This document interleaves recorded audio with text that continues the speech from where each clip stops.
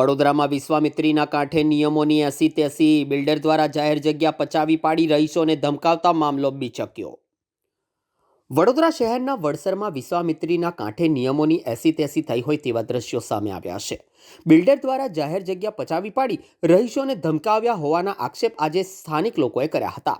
વડોદરાના માંજલપુર વિધાનસભા હેઠળ આવતા વડસર ગામમાં વિશ્વામિત્રી નદીના કિનારે થયેલા બાંધકામે વિવાદ સર્જ્યો છે।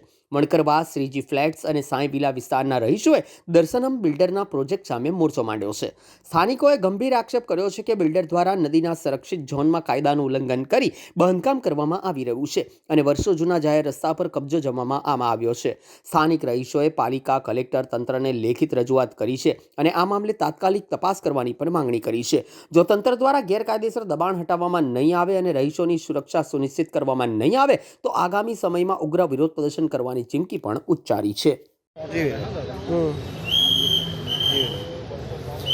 આજ રોજ અમે મ્યુનિસિપલ કમિશનર કચેરીએ આવેલા છે, જે વડસર ગામના રહેવાસી વણકરવાસ, શ્રીજી ફ્લેટ્સ અને સાઈ વિલાના જે લોકો છે એમને મૂકવા માટેની જે જગ્યા હતી, પાર્કિંગ કરવાની જે જગ્યા હતી, આવવા જવાની જે જગ્યા હતી, તે જગ્યા પર એક બિલ્ડરે આવીને, દર્શનમ બિલ્ડરે આવીને કબજો કરી લીધો છે, એમનો રસ્તો બંધ કરી દીધો છે।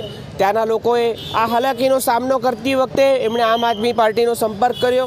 આમ આદમી પાર્ટીના સંપર્ક કર્યા પછી અમે ત્યાં હાજર થયા અને મેં ત્યાંનો ઇલાકાનો જાયજો લીધો। ત્યાં જોયું તો ખરેખર એમણે ત્યાં એક પ્રકારનો કબજો મેળવી લીધો છે, એ ઇનલીગલ કબજો છે।